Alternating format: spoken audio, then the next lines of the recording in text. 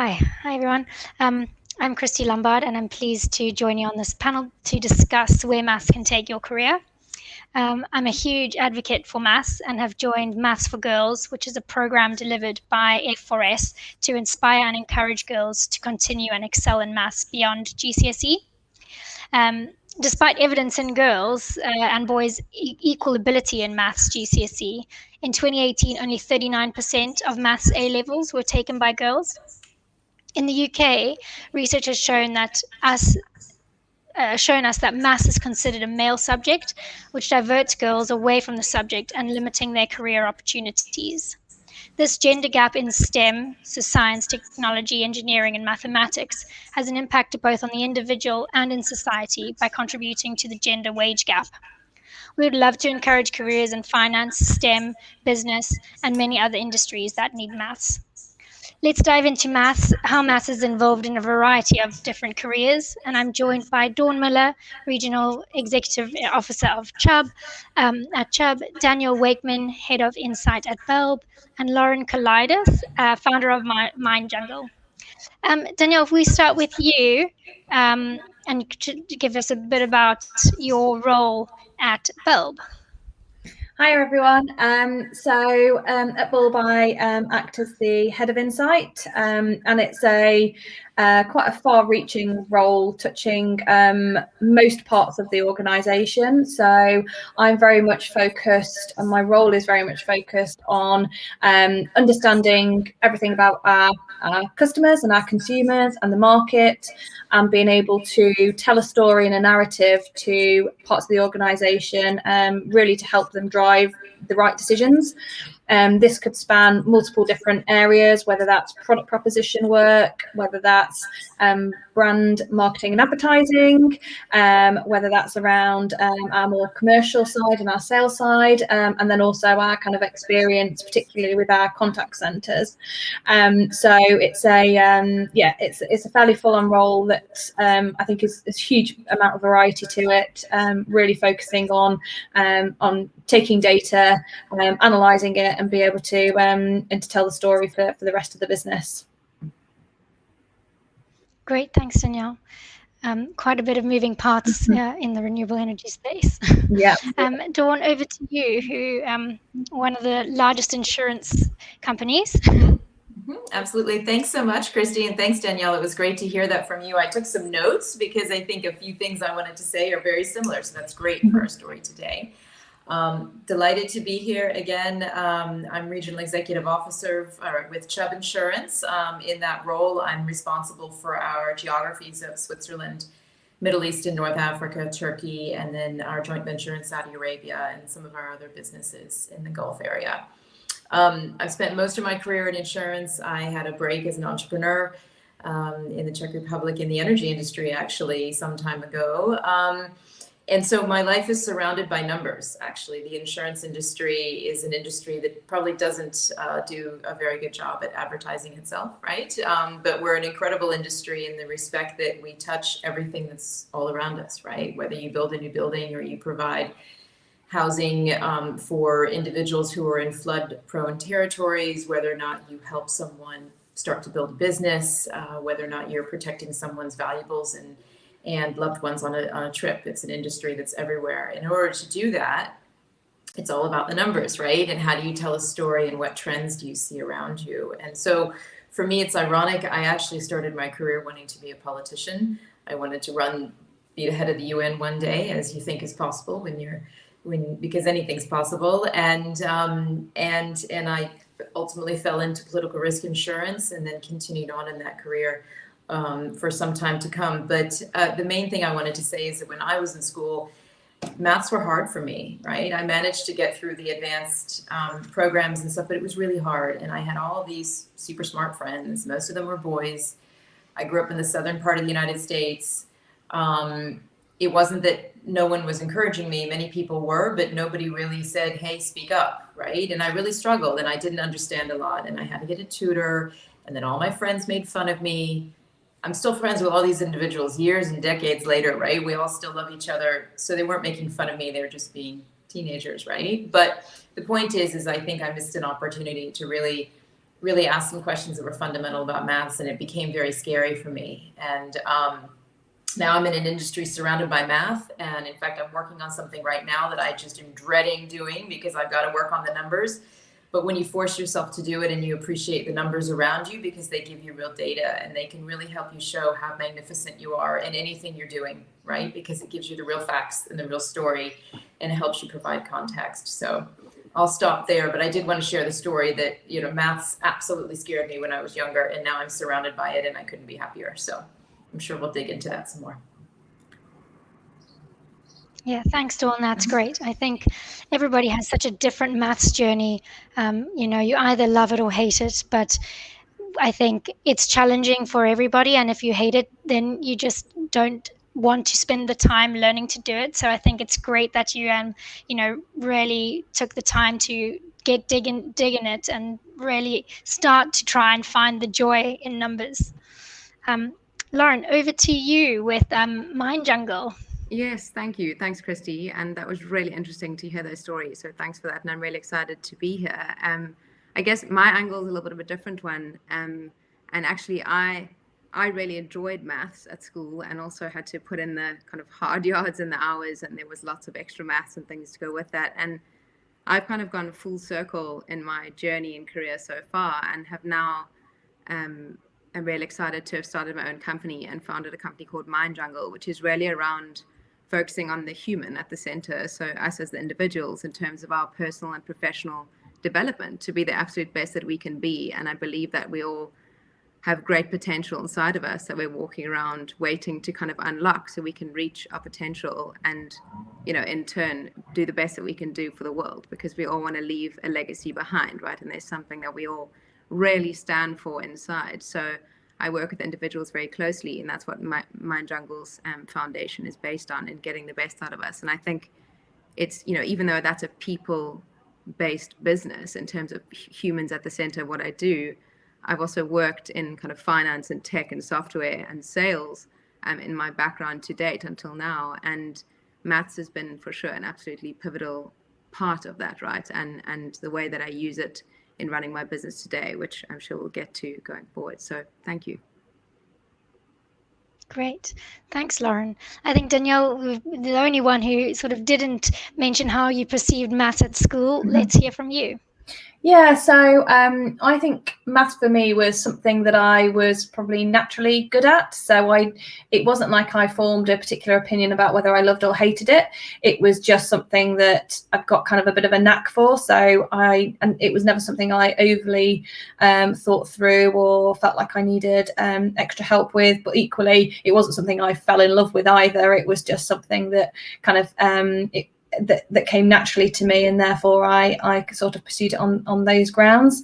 But at the same time, I'm very, very grateful I did, because it gave me such huge grounding for a career as to where I am now. And I'm not sure if I'd taken a step back from maths at that particular moment in time, whether that would have changed the course of action for me personally. But it allowed me to have the confidence in numbers and mathematics going forward that just helped me personally. So I don't think it was a thought through viewpoint from a maths perspective, but it was something that I just felt naturally and just felt natural to me to do. And I think if you've kind of got a fairly logical mind, it sort of comes part and parcel to it. So yeah.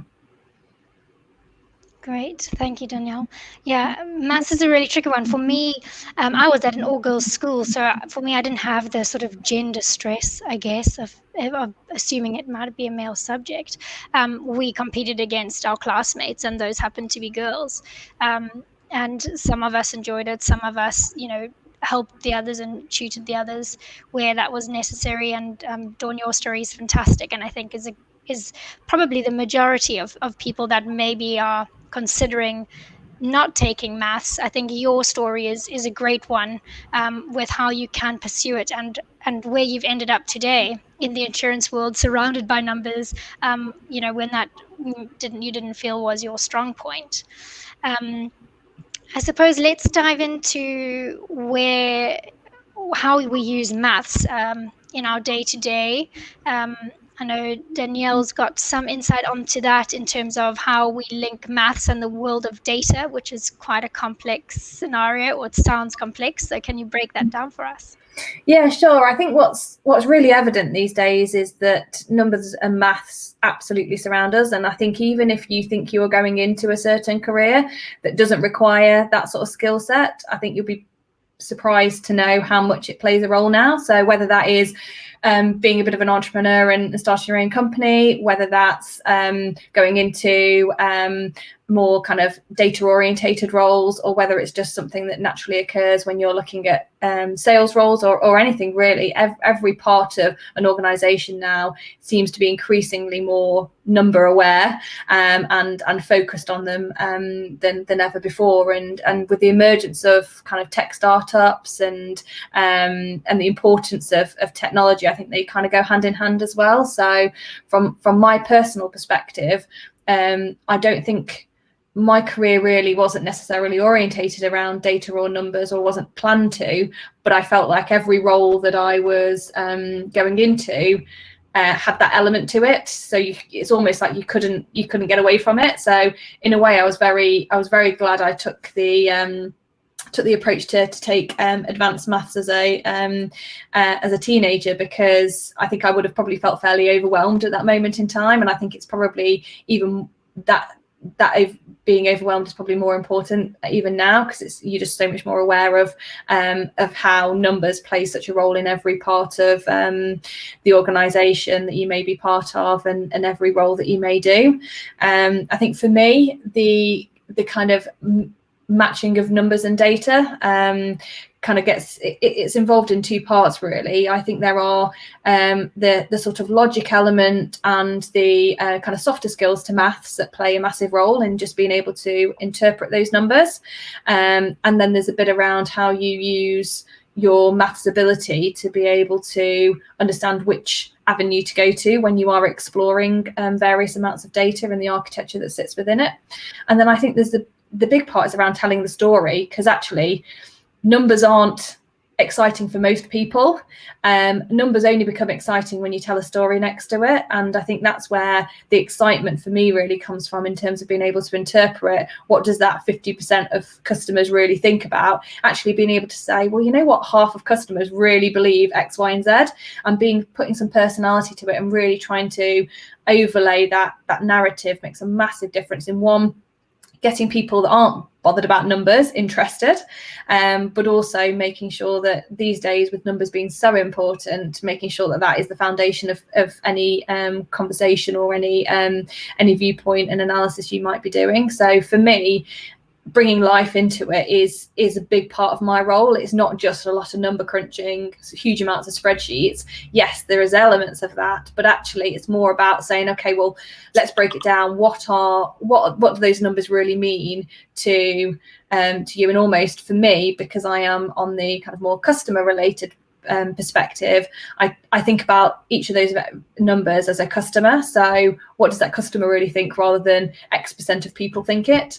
And I think that just creates a bit of reality to the situation. But absolutely, the numbers and maths that sit behind it are critical for that. But it is about how we interpret that and how we tell the story around it. So for me, that's quite an important thing. And knowing that it is everywhere, no matter which avenue of career path you may go down, there will always be an element of numbers that you will have to deal with. So having the confidence to do that, I think, is really important. Great, thank you. I think the storytelling of maths is probably something that not many people think of, that maths can tell a story because it's just a number. But really, the storytelling behind maths is probably the most exciting thing. And Dawn, we can probably move on to you for there, because you've got in the insurance side, problem solving, storytelling, really bringing something to the table. So let's hear from you on what your daily role looks like in terms of maths. Absolutely. No, it's so true. And actually the heart, while at the surface, maybe crunching those numbers and pulling the data and working through that spreadsheet seems like the hard part. I actually think the art, to be fair, is in the storytelling and how you take those numbers and make them useful. Exactly like Danielle said, if you shift it around to the other people in the organization with you, and you say, look, this is what our customers are feeling. Or an example in my business, I'm going out, and not me, but my teams are going out trying to secure new business or meet new clients or solve problems. But if you're not really keeping track of that on a very simplistic basis, do you know how effective you're being, right? And so there's efficiencies that come with it. But on a broader scale, really the big place that math plays a role in the insurance industry, just talking on a macro level, is really that collection of data and looking for trends, right? And it's that same ability to look for trends, which is what powers a lot of the big technology, the fintechs and insurtechs today. But that's how my business runs, right? We're looking for trends in data, and we as an insurance company take risk that we want to share with another organization or another person or another startup or another business to help them do whatever it is they want to do. Whether it is, as I mentioned before, building a big building, building a neighborhood, building a school. In today's world with e-bikes and all of those type of things, if we can create an opportunity to make it safer for someone to take one of those scooters on the side of the road, right? Because we can ensure their experience in case they get hurt, right? That's kind of where our business comes in as well. There's great numbers creating around that marketplace as an example. Another place where numbers come into play is when we look at how insurance has a big role to play in the Sustainable Development Goals, right? That have been set out by the UN, where we want to create a lot more financial inclusion and secure sustainable communities. And insurance can do that by looking at populations that live in some areas that are more natural disaster prone and such, and where it just seems like you can't build or you can't have communities be, but yet there are a lot of people. So how do we create an opportunity to protect them? And all of that is backed up by data. That's either engineering data because of worldwide expertise that engineers have and know how to build, or is it just data on the kinds of accidents or experiences that people have? There's average numbers on how often your bag will be lost on an airline, as an example, so it comes into us at all times, but it helps us tell a story and put some context. And as an insurance company, then some of those risks we share with that person or that company to help them move forward and continue on with their life. Great. Thanks, Dawn. Yep. And Loren, I guess you've had an interesting journey so far from sort of tech, fintech, now founder. How is maths playing a role in your new journey, or has played a role in your journey to date? Yeah, sure, Christy. And it's, I think the story, just to reiterate what both Danielle and Dawn have been talking about, in the sense of being able to understand the data that's in front of you, and that can be in any subject, right? And no matter what you work in, and be able to tell the story from that and how you interpret it.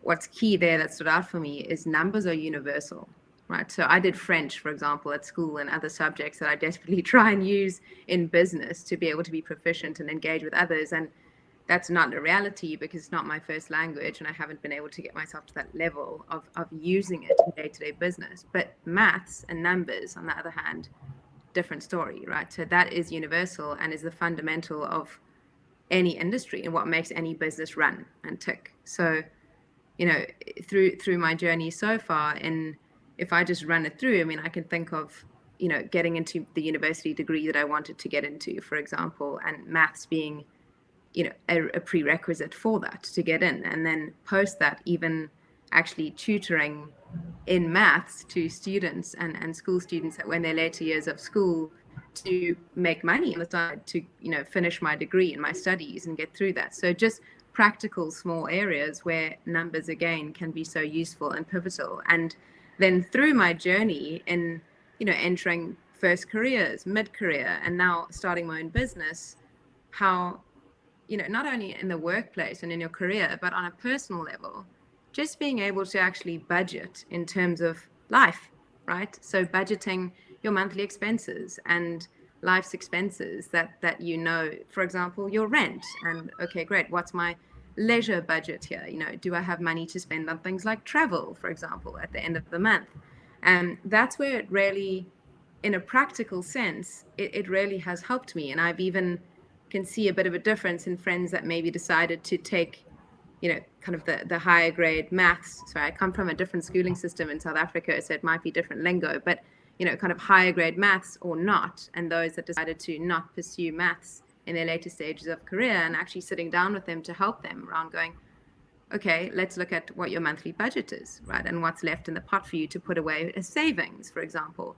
So just starting to getting into that rhythm. And then, in terms of career, it helped me get into the graduate program that I wanted to get into. Interestingly enough, it was one of the key talking points on my CV, right? When I went for interviews, in terms of looking at school marks and whatever else is coming out of your kind of earlier stages of school and university, and numbers is, like Danielle said, almost unavoidable in a lot of careers and jobs, no matter what we do. I mean, so I was in a sales role, and I'm working client facing, right, and with customers in a software company. And when you look at your sales number that you're given as a target to go and achieve, of course, what that comes down to is numbers. I mean, you're literally given a number that's on top of your head that you've got to go out and achieve. And, how much revenue are you bringing into the business? And sure, there's a team behind you and your manager, but it really, I found, is almost like a little weapon that just helps you to be able to understand the fundamentals of a discussion a lot better if you have the basis of a good kind of maths background, right? And just being able to really drill into the absolute basics of the numbers. Right now, I run my own business, as Christy said. So founding a company is, when I'm in a position where I can't bring on full-time financial manager at this point, for example, I'm really building out my own budgets. And, it doesn't matter even, they don't need to be the most complex models in the world in terms of financial models right now. But for me to be able to have a grip of just knowing day in and day out, what's coming into my business and what's leaving in terms of expenses and revenue, and what does that mean for me in terms of profit, right? And okay, great. So now I know that I need to hire 2 people, for example. How do I work that out in terms of the numbers, right? And just the real basics around budgeting in life as we know it, and in business and career. I would say that's been absolutely, crucial in the sense of being comfortable enough with numbers and having enough of a solid base in, choosing to pursue maths all the way through school and in sub-subjects at university in a kind of commerce degree. Great. Thanks, Loren. I think you're right. I think maths is inevitable in any aspect of life, career, job. You need to have a basic understanding to be able to stay on top of your income, your profit for the business, to make sure you don't run into unnecessary debt and all those sorts of things. So I think that's a really important factor to learn. It's not just actually about our careers in maths, it's also just about our daily lives. Dawn, it looks like we've got a question for you in terms of what subjects did you need to study to go into insurance? Did you study maths at uni? Mm-hmm. No, I didn't at all. I did do economics, but as part of my degree, but I did not do maths. I was thrilled to be done with maths. And as I said, maybe I was a little too excited there, but no, absolutely within the insurance industry, like most businesses, but you have people coming from all backgrounds. The thing that what I notice when we recruit is we really are looking for individuals who are keen to be part of an industry that touches all aspects of kind of life around us. Those going into the actuarial teams or truly into the finance teams, as Loren was speaking about earlier, absolutely probably a good idea to have a bit of a math or finance background. But for some of the roles, whether it's going into insurance broking or even early underwriting, a lot of underwriting, when you look at different lines of insurance, commercial insurance in particular, are more about interpreting the story of a company. And then the underwriting and the numbers from that perspective can be learned along the way. There's a lot of people that work for our company who, as you can imagine, we have lawyers and human resources individuals and talent development individuals and legal and compliance and across the piece, product development. They might not touch numbers every day, but they know and appreciate the lingo of what's being spoken of around them because that's the area that they're promoting. So absolutely no requirement to study maths as a prerequisite for insurance, not at all. Great, thanks, Dawn. So that's probably not the answer we want for this crowd, but at the same time, too, it does show you that it's an industry that definitely has both a great qualitative and quantitative aspect to it. Yeah, I agree. I also started out in the insurance industry. I'm in financial planning, which I've slightly pivoted now. But from a university perspective, I didn't study maths either. I did a commerce degree, so it was much broader. But we did cover things like accounting, economics, and Yeah. all of those things do have maths in them. So no, I don't think we studied maths specifically, but in the courses that we did, maths was a huge part of that, and I think that's something that's probably worth noting. Um, Maths in terms of learning how to problem solve, looking at accounting, economics, how macroeconomics and on how the world works, and microeconomics, how companies work. All of those things have maths. Danielle, let's go to you in terms of subjects that you did and things that have helped, other than looking at maths, but also what sort of courses you did to end up where you are now. Yeah, so I think it's an interesting one actually, because you don't. My belief is that having that grounding in maths at this sort of level is so important. But once you start to look at university, and often you don't really know what you want to do. When I was 18, I did not have a clue about what I wanted to do from a career perspective. But what I did want to do is have a really broad understanding of lots of different areas, of which maths played a big part of that. So similar to what you guys have been talking about, my degree was in marketing and management. Of which there was lots of elements of maths that sat within that. So obviously, where I am now, which is in kind of research and insight, there was lots around accounting, economics, all of those played a massive role. And having that base grounding of maths when I was at school made a massive impact in terms of my confidence to do some of those topics and to understand some of those topics in much greater detail. And then that allowed me to then branch out to then understand and give me that broad knowledge to then be able to take that further. So from my perspective, I looked at a lot of things that interested me, but coincidentally, they had some sort of basic level of understanding from a maths perspective, although not directly maths. So I think that for me is quite an important point to raise, in terms of you don't need to have to follow a path right the way through from a maths perspective all the way through past university. Having just that grounding at kind of secondary school level and beyond will really help you, whichever option you may take, whether that's university, apprenticeships, whatever. It will give you that grounding, absolutely. And I think for me, I think I didn't really know what I wanted to do even post university, really. But what interested me was this understanding behavior and understanding the mind and what's up within that, which obviously maths does play a big role in that. I at one point wanted to be a fashion buyer and realized how much that, whilst I thought was a very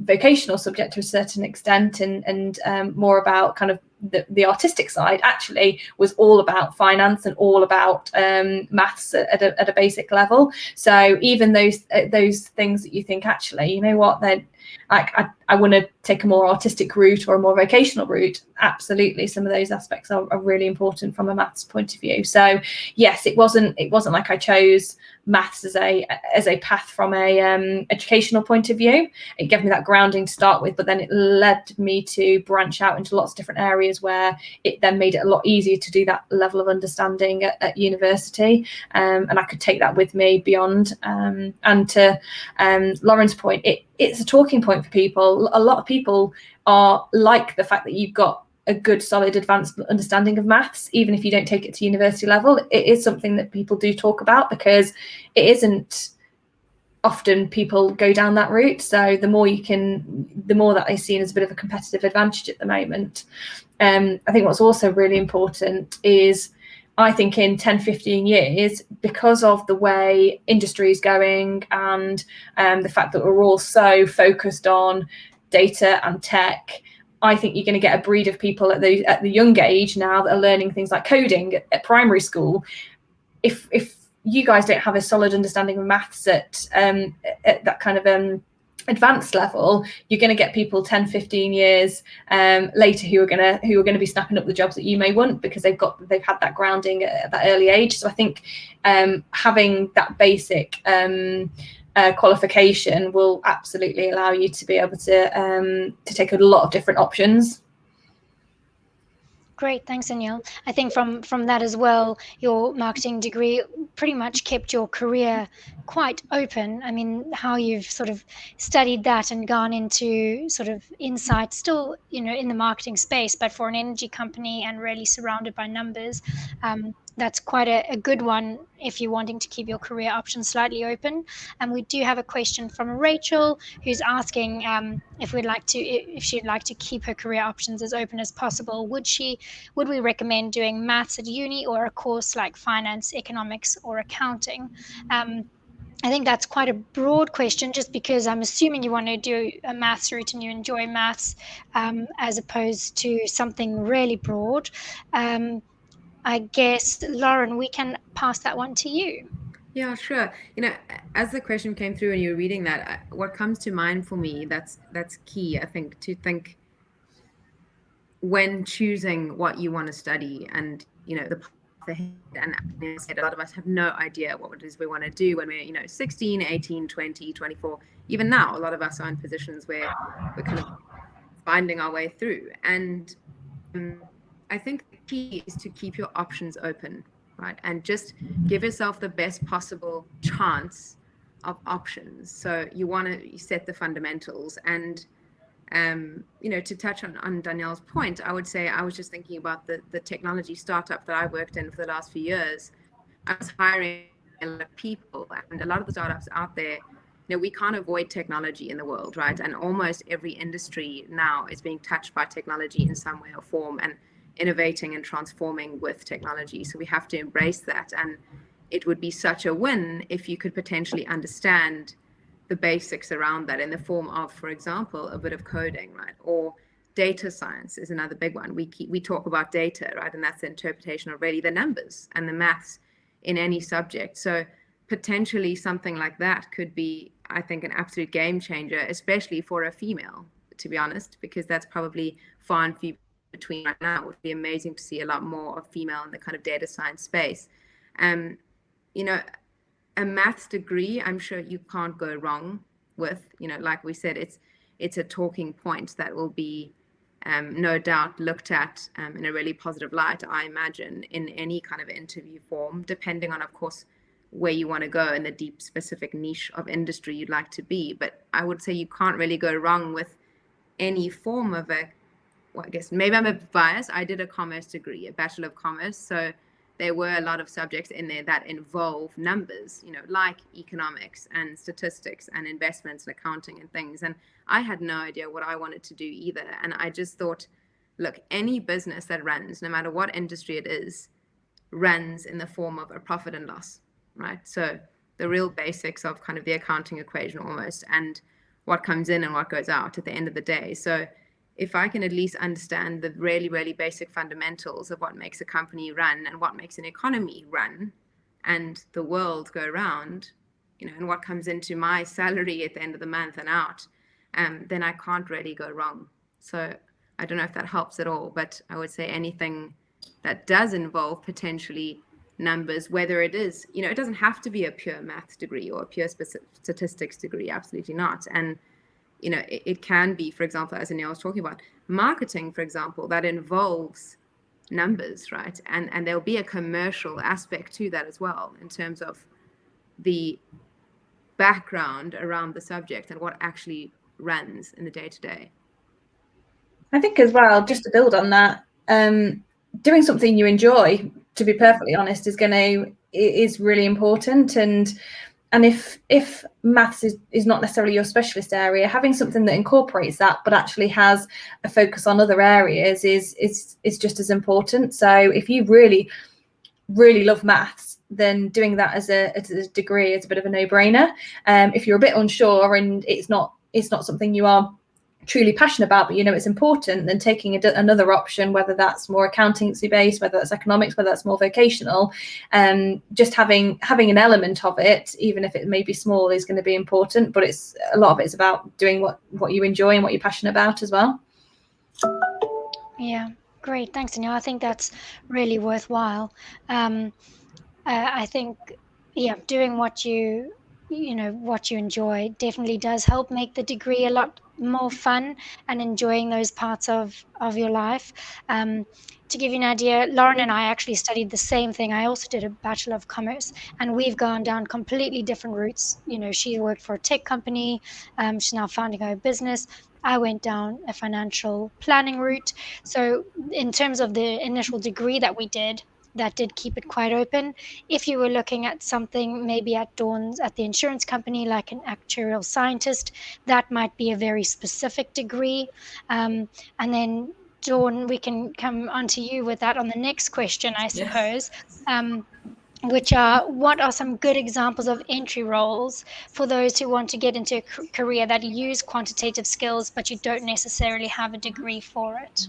Yeah, sure. So if we're just looking at the insurance industry, there's many places to come in. I can think, like right now, actually, I brought in earlier this year a couple of graduate trainees, one individual who had been in the hospitality industry, right, and was shifting and doing a degree in management and wanted to have some experience in the commercial space. And so I brought him on board, did a variety of projects, a lot of market research type of projects, and now he's going to stay with us and become an underwriter and train to become an underwriter. So where am I going with that answer? It's that I think that there are always opportunities for individuals who are curious about the world around them, right? That can come in and do market research roles, who can support in our business in underwriting, as I mentioned. If you are a little bit more on the finance side, there's always entry-level accounting and finance roles, of course, to come into. Compliance is a really interesting place as well, when you come into reporting as well. Risk analyst as well. Those are all spaces that take and really bring together skills that we all use and learn when we're in our educational, our early education years, and you can apply them forward. I like to think that there's no limit for any of us who are curious and not shy to ask questions, right? Because in all of our industries, and I think we're doing it here, right? All of our industries, we all love to talk about what we do and share. And it took us all a long time to get where we are, I'm sure. And the more that we can put that ladder down and pull up and share stories to help people see how they can be the best version of themselves, right? So I would say just keep being curious, ask questions. Just because something says, math's preferred, I think 9 times out of 10, unless it is, and you're going for actuarial science or some sort of very, very specific point, it's about curiosity and responsibility and professionalism. So I would say just go for it. Great, thanks, Dawn. I think that's very useful information.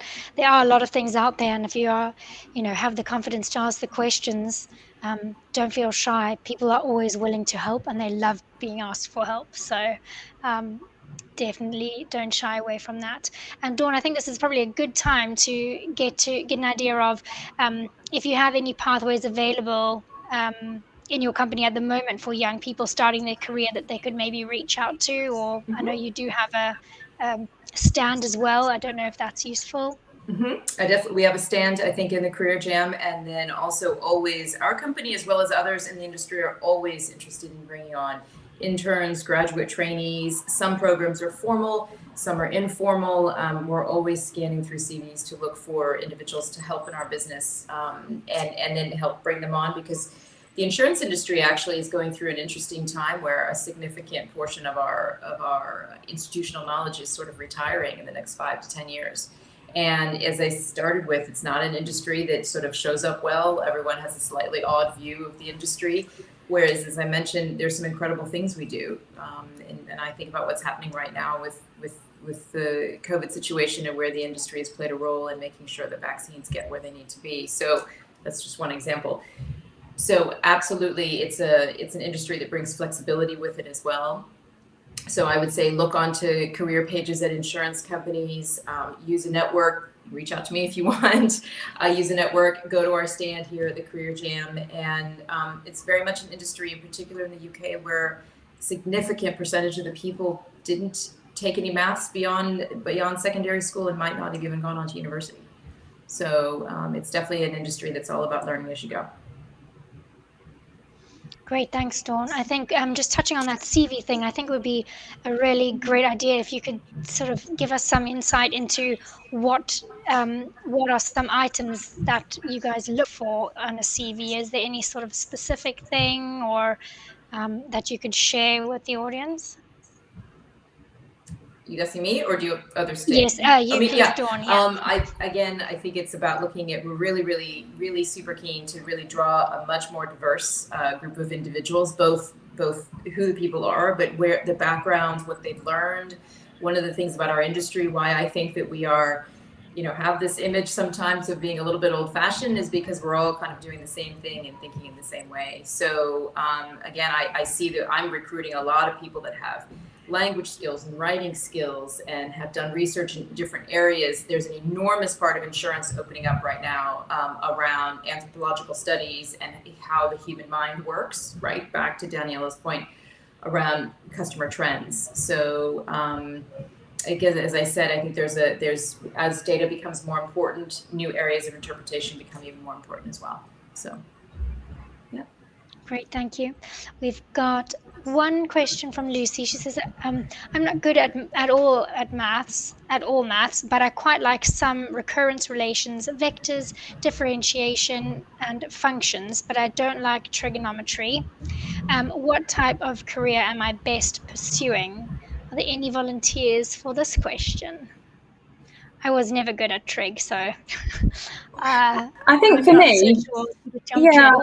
I was just going to say, I think for me, it's less about the specific maths topics and more about the problem-solving aspects and how you could apply some of that theory from a maths perspective. So I wouldn't worry too much about trigonometry and all of those types of things, because to be perfectly honest, I can't even remember half of it. But what I have learned and being able to understand maths is how you can then apply some of that and how you can get your mind, I suppose, engineered in a way that can tackle some of those problems that you might face. So I don't think it's necessarily if you're not good at all maths, but actually you have an interest in certain elements of it, that's only going to be beneficial, because you're just tapping into certain things that you then can apply and you can wire your brain in a way that means that when some of those problems or some of those challenges appear in whichever career path you take, you are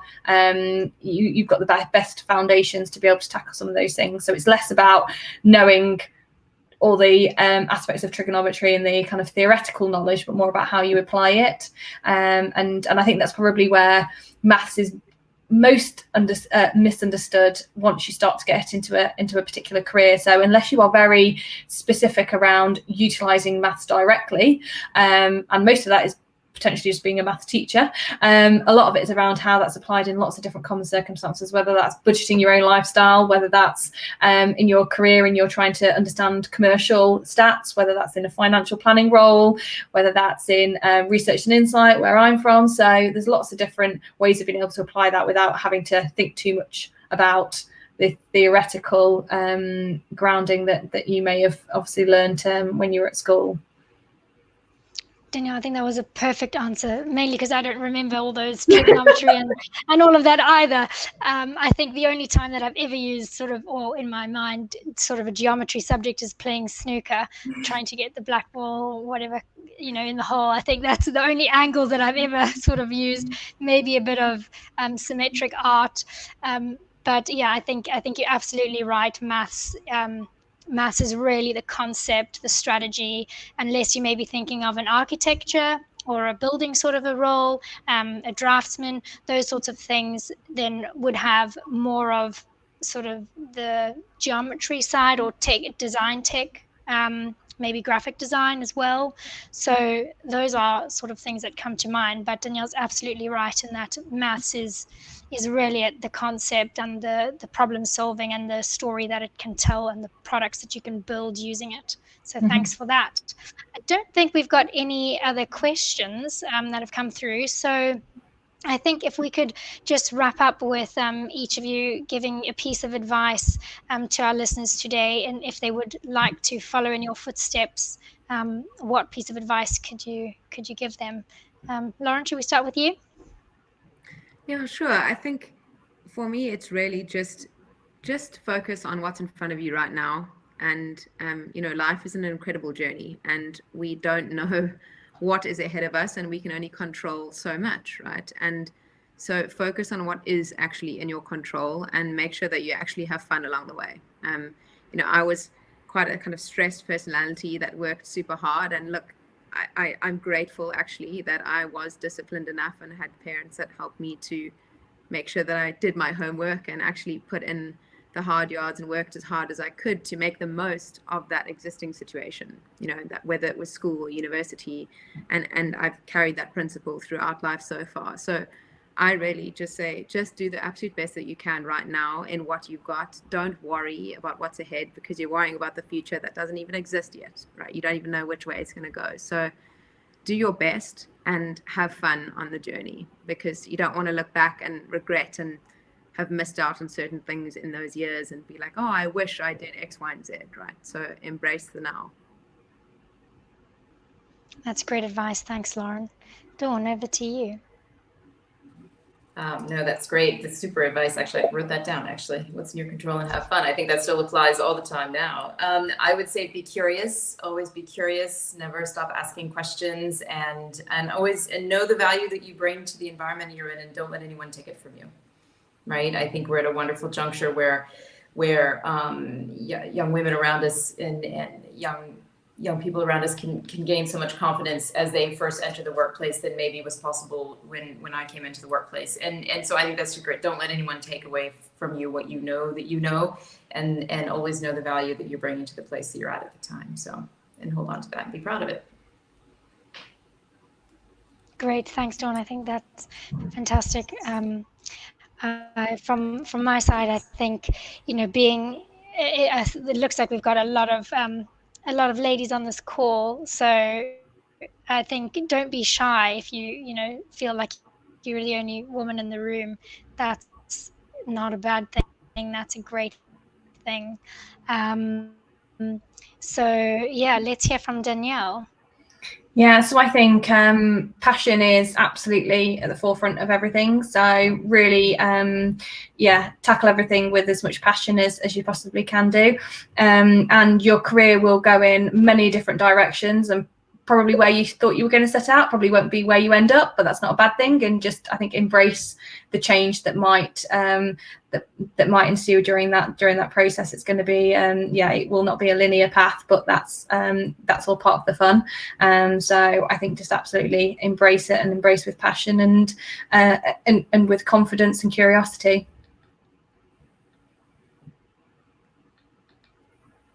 Great. Thanks, Danielle. My computer seems to have frozen, but it looks like we might have another question in the chat box. I don't know if any of you can see that. No, I think maybe it's just Lorena saying thank you to all of us, and thank you to our great audience that we've had as well. Oh, great. Thank you. Thanks, Dawn. Ladies, thank you so much for all of your time and all of your insight into where maths can take our careers. And by our conversation, it doesn't look like it needs to be a maths-specific journey at all, but how everything that we choose involves maths, and not to shy away from the opportunities that maths can bring. It's not as scary as it looks. It is in every part of our life, and it doesn't have to, you don't just have to look at it from a careers perspective, but also for your own life and for your own future, how you can use maths. So thank you very much, everybody. Enjoy the rest of the afternoon. Thank you so much, Christy. Thank you. All. Bye. Bye.